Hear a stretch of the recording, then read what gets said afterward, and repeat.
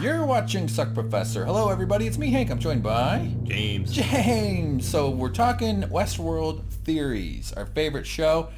Huge thanks to everybody who's watched our giant shot-by-shot screenshots. If you're curious, check those out. There's links in the description. They go on forever. Some people hate them, but lots of people love them, and it's been a real thrill. But we're talking about a specific theory that Dolores killed Arnold. James, you're going to explain most of this. Uh-oh. Everybody who's watched the recaps knows James is the smart one. So, James, first we're going to establish facts, then we're going to move on to the theory. So let's do the facts in the background. This is the context. Ready? Okay. All right, so the facts. Okay, so the first thing we need to know is who is Arnold? And the only glimpse we get of Arnold so far in the series is the single photograph that we're shown when Dr. Ford shows the photo to Bernard. Right. This shows a very young Dr. Ford on the left, played by Anthony Hopkins, and an Arnold on the right. They were business partners that opened the park together. They were both co-creators, co-scientists, co-pioneers in this industry of automatons. Right. And things went south in a lot of ways. One thing we know is Arnold is dead. Right. Bernard pried into the backstory a little bit to get some information out of Dr. Ford, and he informed him that Arnold is in fact deceased. And he died in the park. Yes. But his influence is still felt, and that's actually a big part of the show's mystery is who the heck is he actually alive, or is his consciousness somewhere else? There are still hosts that are behaving strangely and speaking to a character named Arnold. Yes. So that's one of the big mysteries that surrounds the show. And as the show is certainly about, the most important host is Dolores, right? Right. So there's two important things we need to know about Dolores. One is that she is the oldest host in the park. She's been rebuilt many times, but she is still the original, as they call her. Right. And we also know from a conversation that Ford had with Dolores that Ford himself did not create her, but Arnold did. Yes, and it's also worth noting that she has one of the worst loops. She's just a sexual assault victim over and over and over, and her family gets killed. So things are pretty rough for a day in the life of Dolores. But in this scene where Bernard's talking to Dr. Ford, we learn more about the circumstances of his death. Right. So Dr. Ford is saying that the death of Arnold was an accident. But it was called an accident, I should say. It was publicized as that. But he knew Arnold very, very well. And he was a very, very, very careful person. Right. So basically what he's telling us is that the public story is that Arnold died in the park from an accident, but the subtext to this all is that what Anthony Hopkins' character is saying is that Arnold would not have been killed by accident, that Arnold was a smart man, he was in control, so that if he if he were to die in the park, it would have been by his own making. Yeah. It would not have been an accident. So the important thing to know is that there's a gulf of understanding between Dr. Ford and Arnold. Although they were partners, they had a completely different outlook on life and the world and what the park should be. Right. And we know that Arnold's perspective was that he didn't care that the hosts appeared to have intellect, that they appeared to have wit, that they appeared to be alive. He was on a quest for pure consciousness. He wanted these creations to become human. Also, he wanted to maintain an existence of pure creation. He did not want to open the park to the public. He did not want to have newcomers coming through. He preferred a search for consciousness. Yes. Whereas Dr. Ford saw things a bit differently. He is of the mindset that the hosts are not human. They are not conscious. Yes. They do not get cold. They do not have feelings. They do not have modesty. They do not have the same inherent traits that make us human. Right. And they should not be treated as such. As illustrated very well in this scene where he goes out of his way to berate this employee on the right for covering the guy up. He just gives him a bunch of shit. He's like, don't worry, he's fine. He's supposed to be cold and naked. But to be fair, he was angry because he just got mustard all over his face. Yeah, I don't know. These are GIFs. It's my first GIF ever, everybody. You're seeing it. But I also made another GIF. Just put it back. Right. But then Dr. Ford goes even further to prove his point, and it is that they don't feel anything that they don't tell them to feel, right? Doesn't feel a solitary thing. And he slices his face open, which is brutal, with the scalp, and my gift skills are improving. Check that out. No yellow, James.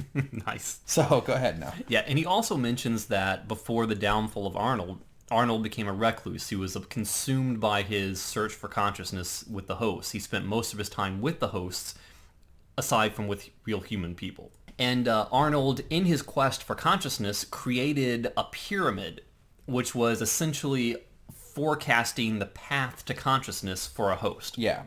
And that pyramid started from the bottom and worked its way up. The first at the bottom was memory. Yeah, so we see these are actual Yes. closed captions from the show to the yellow text. Yeah, we did not add those. Yeah. All right, so Arnold's pyramid of the path to self-awareness, to consciousness, involved stepping stones, starting with memory, Yep. improvisation, Yep. self-interest, Right. and then they reach a top where they say that Arnold never quite reached this, but he had an idea of where Arnold was heading in that particular direction, which we'll get into in a little bit later. They never quite explained. I mean, I don't think they reached the goal. I don't think they achieved it. At least that seemed to be what would then create consciousness in the hosts, right? So Dolores comes into this now. We're going to look at her of the three things we know, and then the final fourth one. So we're going to talk now about how this pyramid that Arnold created relates to his first creation, to Dolores, the host that started it all. At the bottom of the pyramid is memory. So he's saying that the path to consciousness, the first thing you must exhibit is memories of your past, which we know currently in the world of Westworld, hosts have their memories wiped. They're not supposed to recollect anything that occurred in the past. Yet, we know that Dolores does recall flashbacks fairly frequently involving a church. Yeah. Something that seems to be the genesis of who she is as a character. Not just the church, but also a lot of important stuff happens with the graveyard, as we'll see later. Mm-hmm. This is from a flashback from episode 4. She sees a church, and all these flashbacks happen real quick, and they're throughout the whole show. All 5 episodes we've seen so far. There's just a couple shots of her entering the church. Yeah, and by quick, we're talking single frames almost. So Yeah, if some you of don't them are. remember this occurring, don't worry. We really didn't either until we watched it in slow-mo. Yeah. So these are just a couple examples of the memory, just to prove that she is experiencing memories. Next one. Improvisation. I can't say that word very well. Can you say it? I'll say it for you. Improvisation. Much better.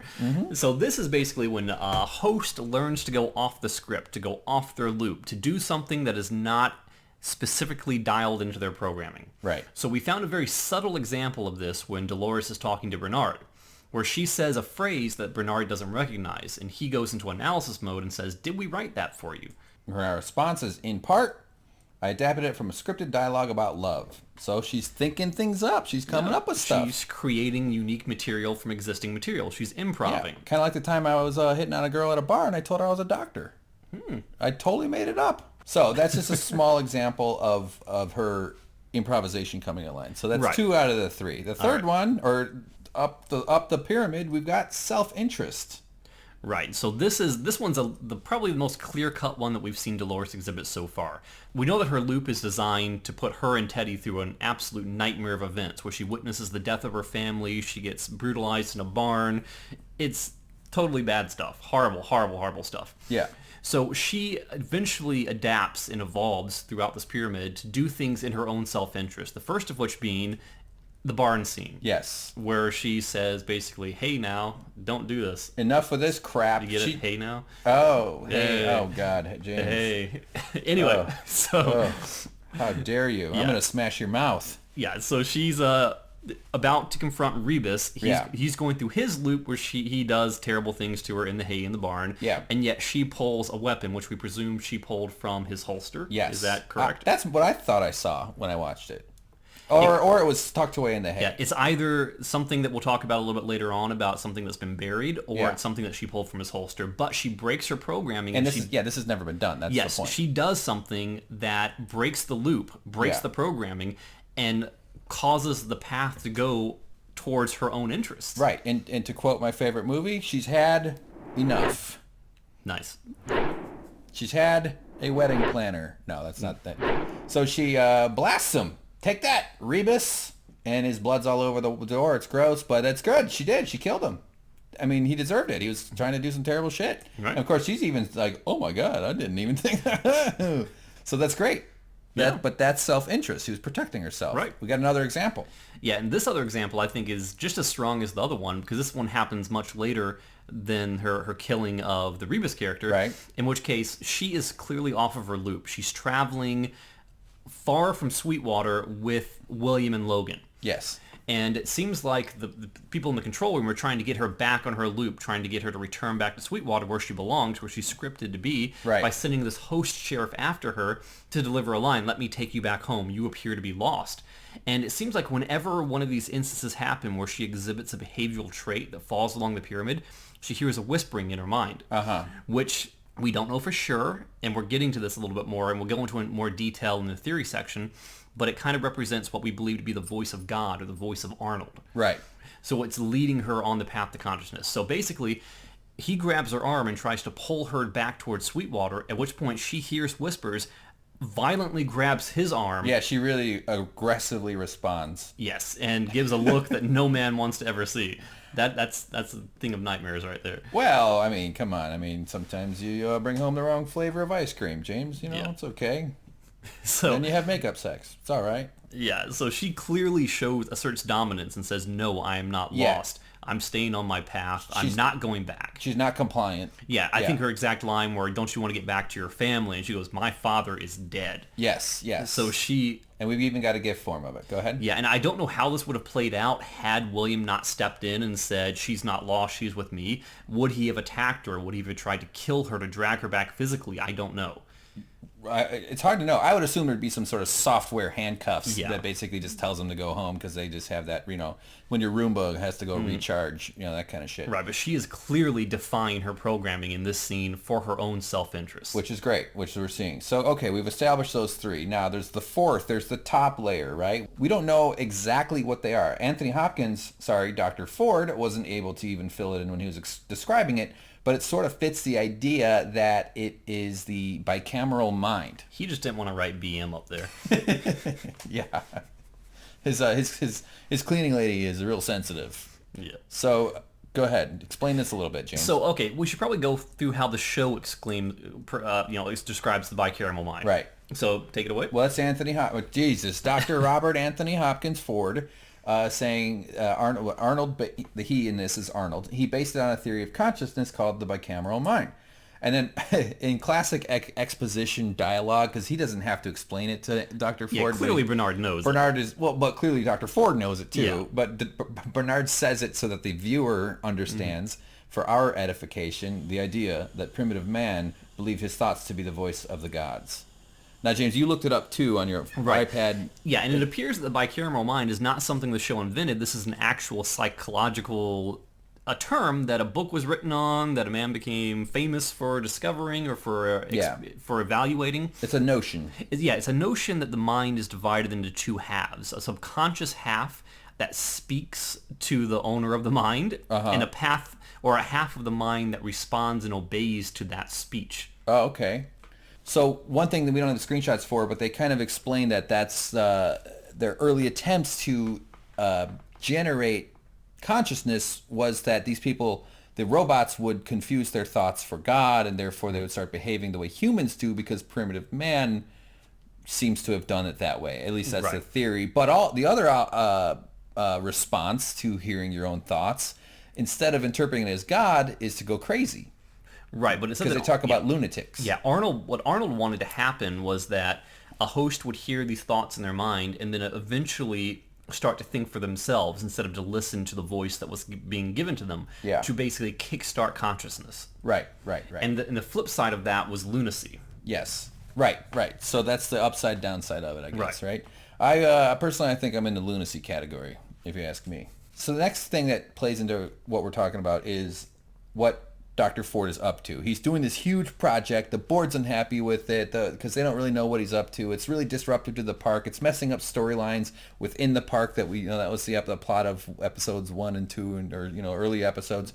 And in this scene, he's showing what it is to Bernard. Right, James? Right. He's saying, I've canceled this other massively planned event, which was supposed to be launched by the narrative department, and I've replaced it with my own. Yes, with something quite original. Right, which you pointed out, which I didn't pick up on, which I think is a very good catch. Well, everybody's favorite original, Dolores, is the original. I just think this is not a accidental choice of word for this dialogue, because he's up to something, and I don't know. Screenwriters love to mix little shit in there like that, where the things that might not appear completely obvious. So to me, this seemed pretty obvious. But James was like, all right. So what is it, though? A church. A steeple. A steeple buried deep in the sand, as we see. You can see it there. I'm just proud of that gift, James. That's a pretty good one. That's pretty good. That one's going on the OkCupid profile if I want to date religious chicks. So, but see, it's buried deep. But it's in contrast to Dolores' flashback, right? So this is the same church, by the way, in Yes. case anybody doesn't know. We did a little Photoshop magic. It looks to be pretty clear. So the point is, though, that the earth can be changed in drastic ways, right? Well, Yeah. I don't think anybody argues that they took the church and buried it, but the point is that they filled the land with new dirt. Right. Terraforming. Terraforming, that might be one way to say it. Giant earth excavation, earth moving. And as we see in this sequence of shots here, what's this woman's name? Teresa, thank you. I always call her Mother Teresa. Mother Teresa, the mom from Malcolm in the Middle. I don't fucking know.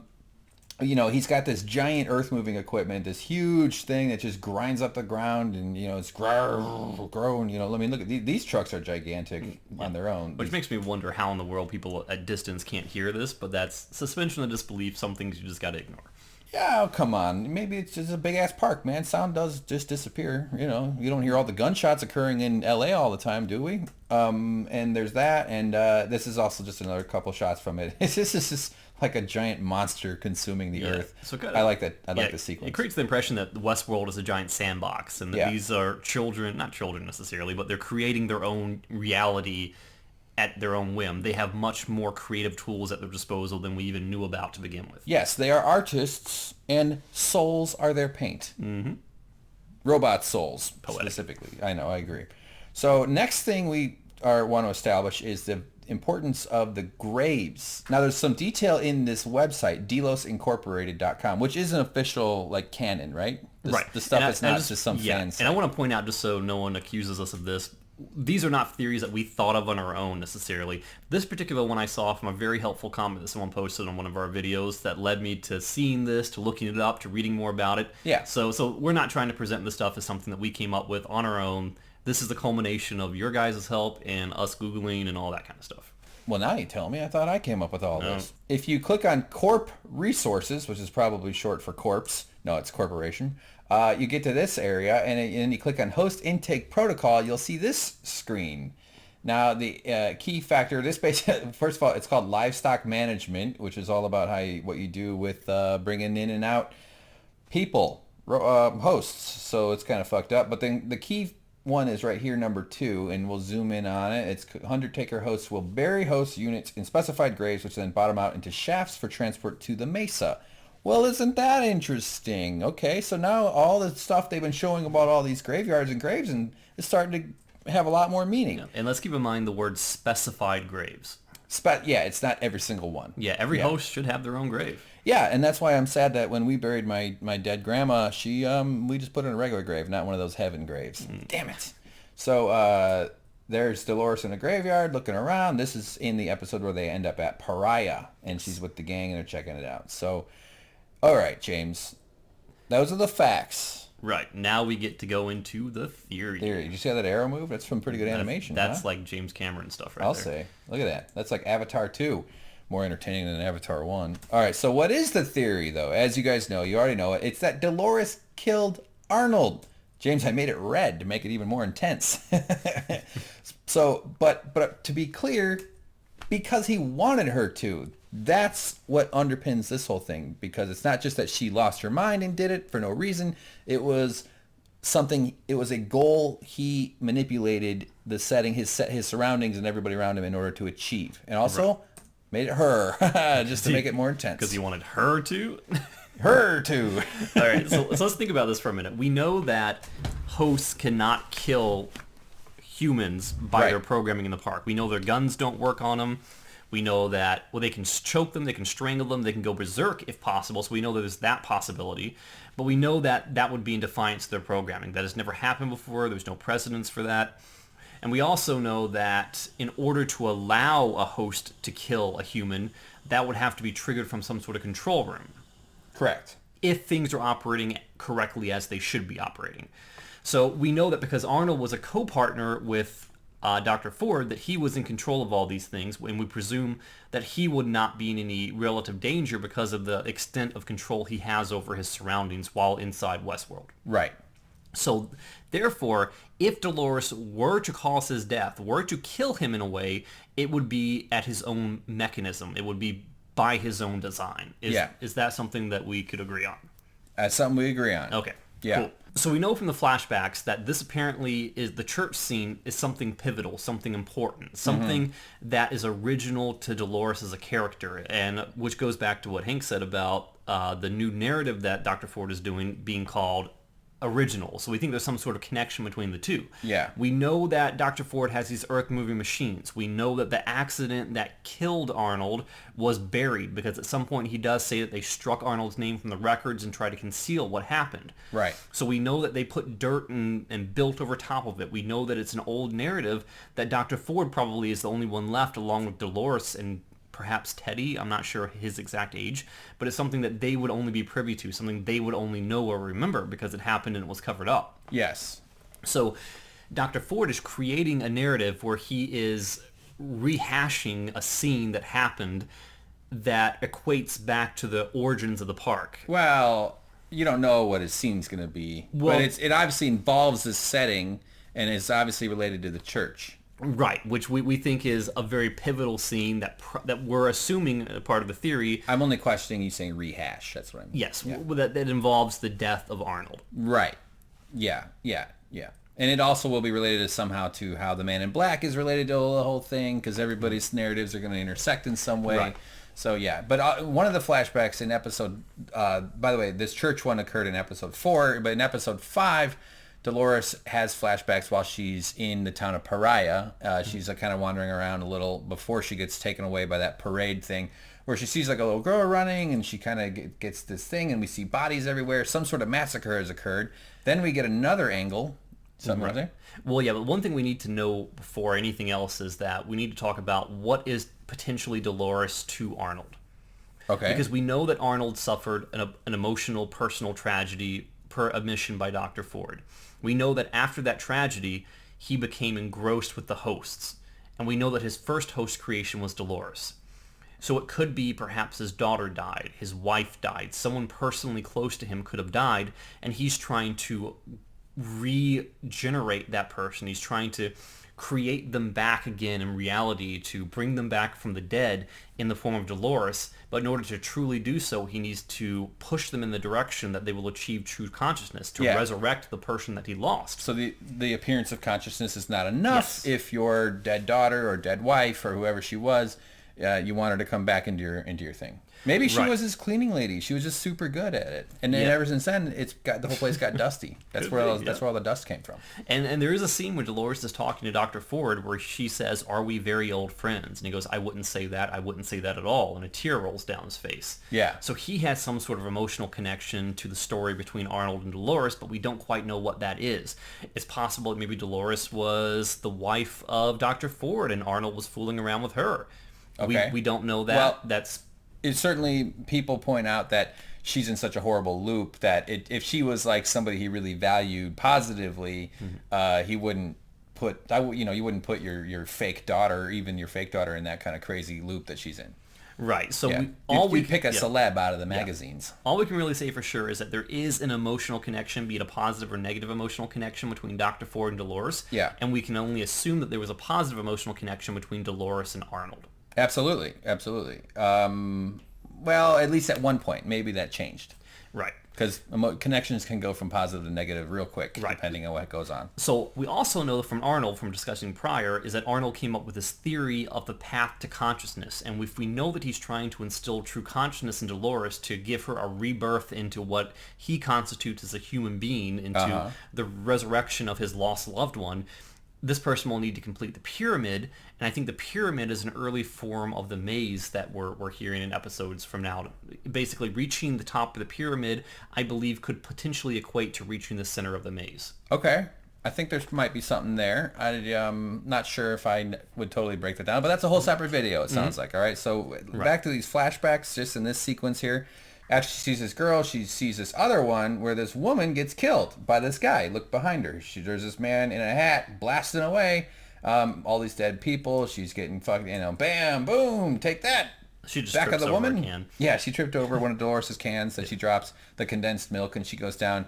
It's horrible. She gets killed. And then part of the flashback is Dolores just standing there not seemingly scared, a little perplexed, looking around, being just like, "Fuck, this is crazy." Right. So but this all occurs in the same place as the church. Obviously, it's in right. the background. So this makes me think: why would Dolores be immune to the death and destruction going on around her? Clearly, there's a man behind the woman who was running, shooting and killing people. Yeah, but why has this man not shot and killed Dolores? Well, I would think so. Let's back up to him. So there he is back there. I would think it's because he's either showing her something or trying to prove something to her. Or she wasn't there. She wasn't actually. He would have. Maybe she came upon this carnage after he had already left. I mean, we don't have enough evidence to show who this guy is. But it seems to me that this is probably Arnold. We don't really know. What do you think? My best guess would be that this is Arnold. Okay. And like you said, trying to show her something. I think he's trying to push her in the direction for completing the pyramid, much in a way that we hear a voice pushing her whenever she attempts to step forward, to step up the pyramid in those prior scenes. But why would killing all these people help her reach the bicameral mind? Because it's possible that there are people here that she cares about. Possible there's people here that she would have an emotional response to that would cause her to act in her own self-interest, that would push her programming beyond its intended bounds.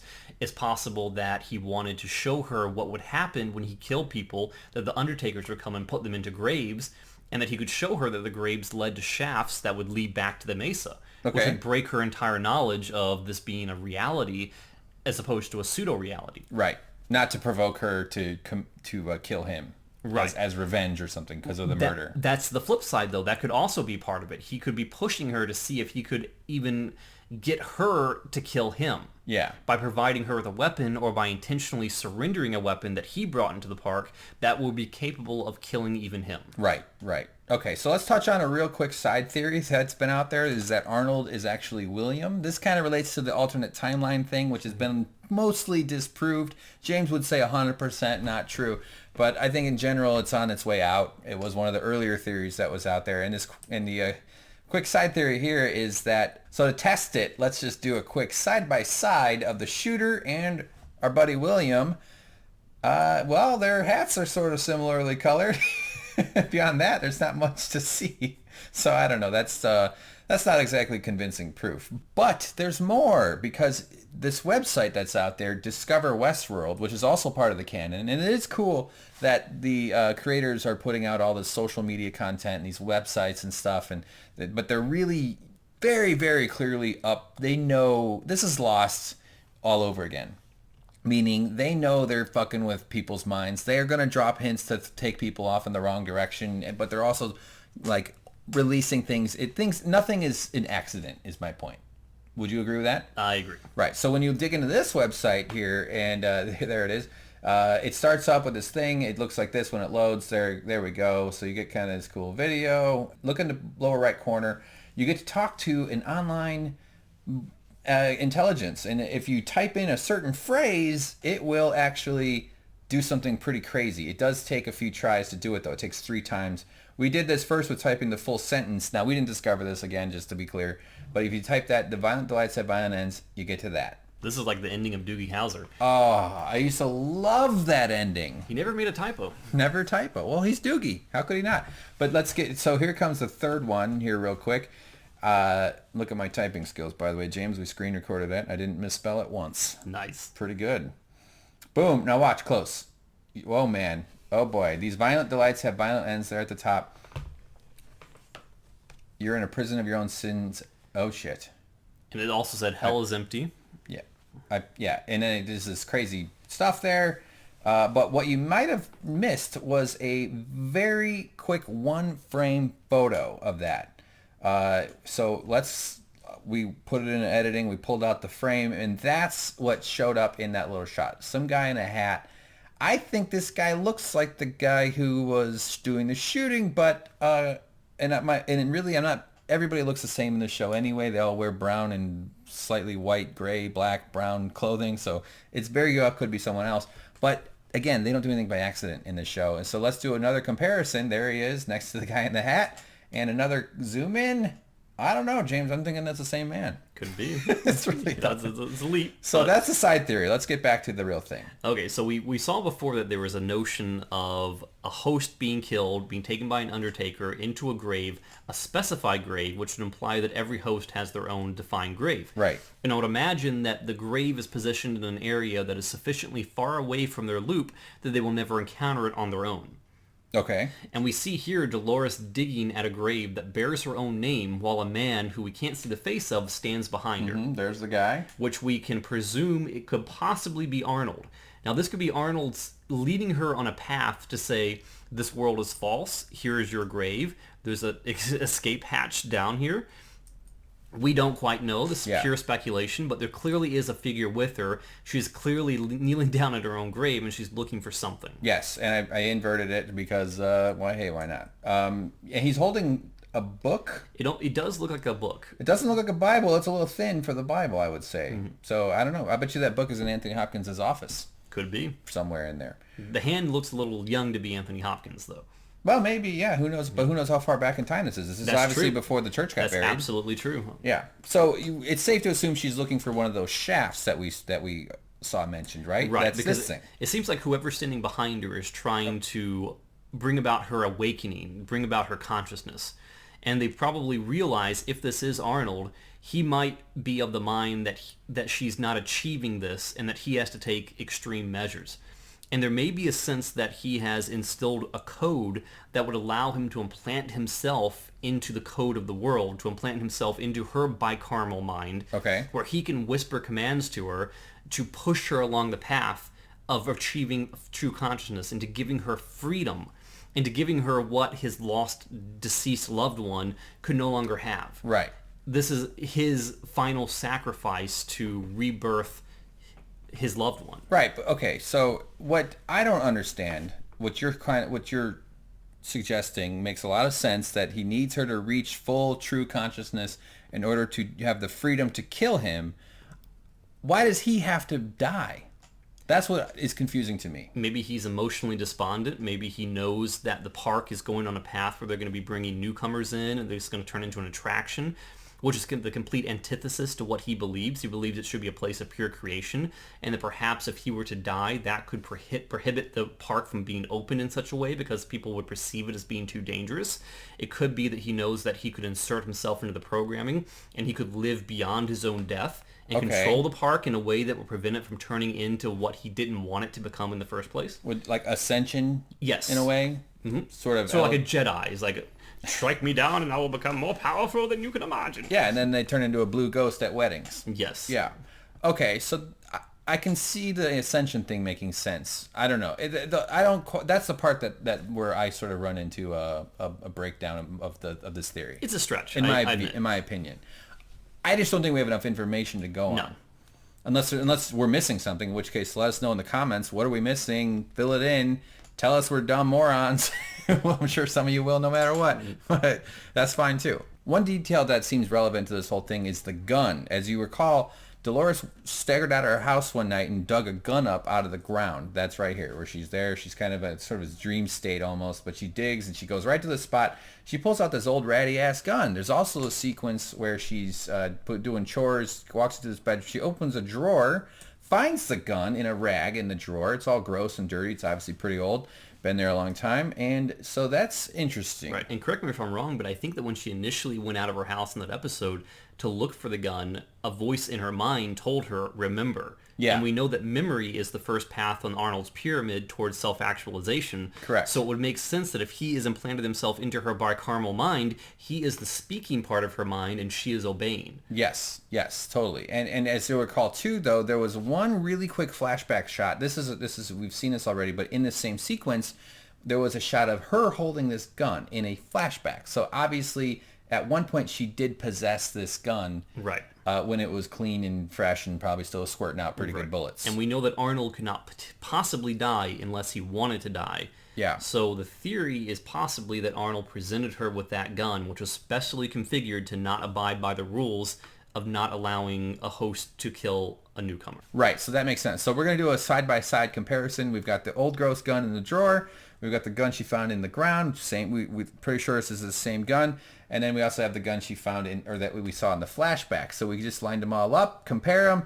You can take a look yourself. I'm pretty sure they're the same gun. It's got that little nibby-dibby there. It just seems like it's probably the same gun. I'm no gun expert, but those look very similar to me. Yeah, I mean, it seems to be pretty cool. I mean, there's probably multiple versions of the same gun in the world, too, you could point out. But it may be that these are not identical because of some mix-up in the prop department, but I think the intention of the show is to exhibit that this is the same gun. I'm seeing pretty identical if you ask me. Yeah. They're looking really identical. Okay, so there's another theory that we dug up on the internet that kind of loosely relates to what we're talking about now, but it concerns the relationship of Arnold to Dolores and how they may be connected in the terms of the bicameral mind, how potentially he is a part of her and she is a part of him.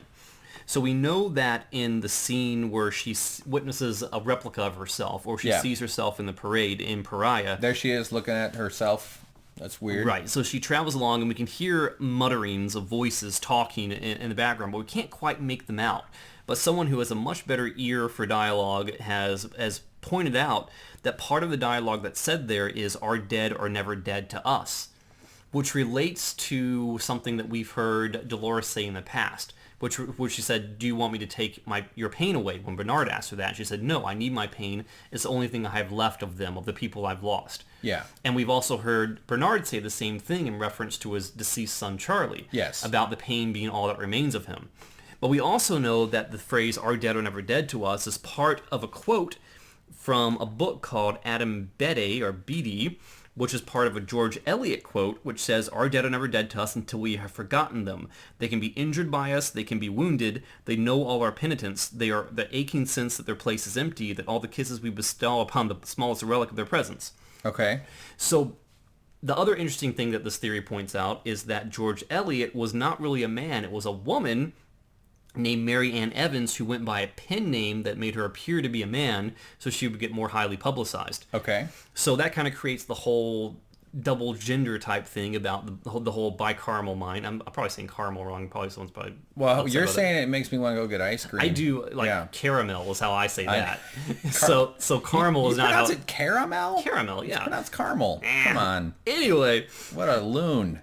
Tick. So this other freakishly more intelligent person than I am figured out that if you take the name Dolores Abernathy, the name Arnold is in there if you rearrange the letters. All right, we're doing that on screen right now. Yep. There it is. And once you take out Arnold, there's some letters left behind. And when you rearrange the remaining letters, you can spell base theory. Whoa. So coincidence? Probably. Yes. Total fucking coincidence. This is garbage. Yeah. That's just a thing that happens sometimes. What does base theory mean? She likes to base jump. so that's why she's going to build the church. They're going to dig it up, and she's going to base jump off the top of the church. Exactly. But her parachute won't open because it's pretty stupid. That you got to be a little higher than that. You got to be on top of a radio tower. Ending confirmed. Is there more to the base theory mean? I mean, what is that? No, I mean, base theory sounds like a programming thing. It sounds like some technical jargon which could fit into the world of Westworld. You know, so there's not much fleshed out beyond that. But it's a little interesting tidbit that probably means nothing, but it's an interesting thing to consider. Yes. You can also rearrange it, and it spells theory base. Whoa, How did you do that in your head? Oh my God, it's like we have this whole fortress made of theories called Theory Base. So what else you got? Anything? No, that's pretty much it. It seems like this whole thing is about Dolores gaining consciousness at Arnold's behest, and Arnold is physically dead, but he still lingers and has influence. Okay. All right. That makes sense. It's pretty clear that Arnold remains in either computer form, in some sort of spiritual form. That's not really the case, but it's either computer form, some sort of consciousness thing in the hosts, or possibly is still alive. That might even be a thing. I doubt that. I'd be angry if he was. Yeah, it seems unlikely. That would be kind of boring. But how about this idea? Dolores is Arnold. Just like the plot of Ace Ventura. That's the last thing I expected. Reinhardt is... What was that thing where it turns out the woman was really the football player from the Miami Dolphins? Yeah, with the missing jewel in his ring? Yeah. I don't know what the fuck. It all makes sense now. Just like the plot of Ace Ventura. Well, that's the kind of detailed analysis you can expect here at Suck Professor, everybody. Mm-hmm. All right, well, anything else? No, that's pretty much it. All right, so there it is, everybody. Some of that might have been confusing. I hope we made things pretty clear. The idea is pretty interesting. We'll find out more. I mean, we haven't even seen episodes 6, 7, 8, 9. You know, like, so this could all change one day from now when we see the latest episode. Yep. Yeah, that's too bad. All right, coming up on our next theory video, I'm going to find out if James is a human. James? Violent ends have violent delights. You may go into slumber, peaceful sleep now. Oh, fuck, he's dead. He's dead. James is dead. What am I going to do with Adam? Ooh, I got an idea.